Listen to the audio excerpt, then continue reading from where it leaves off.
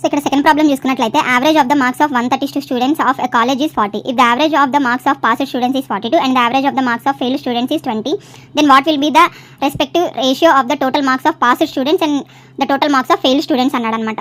So ఇక్కడ చూసుకున్నట్లయితే మనకి 132 స్టూడెంట్స్లో ఎక్స్ మెంబర్స్ పాస్డ్ అనుకుంటే ఎంతమంది పాస్ అయ్యారో ఎంతమంది ఫెయిల్ అయ్యారో క్లారిటీ చెప్పలేదు. సో నేను ఎక్స్ మెంబర్స్ పాస్ అనుకుంటే 132 మైనస్ ఎక్స్ ఫెయిల్డ్ స్టూడెంట్స్ అవుతారనమాట.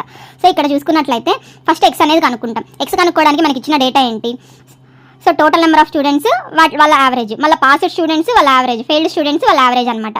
సో ఇక్కడ total marks of whole college అంటే 40 average into 132 students is equal to X students passed into వాళ్ళ marks 42 plus 132 minus X failed students number into వాళ్ళ marks అనమాట 20.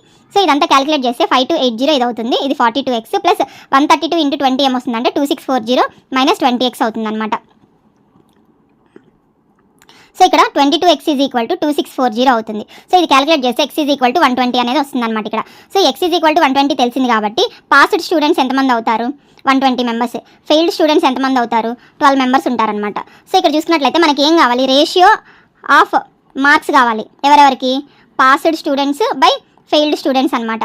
So passed students marks అంటే 120 members pass అయ్యారు into 40 average, 42 average. So అలాగే 12 members fail అయ్యారు, 20 వాళ్ళ average. So 0 cancel అయిపోతుంది, 12 cancel అయిపోతుంది, 2 1s 2 21s. సో 21/1 అనేది ఇక్కడ రేషియో అనేది వస్తుంది అనమాట ఆన్సర్.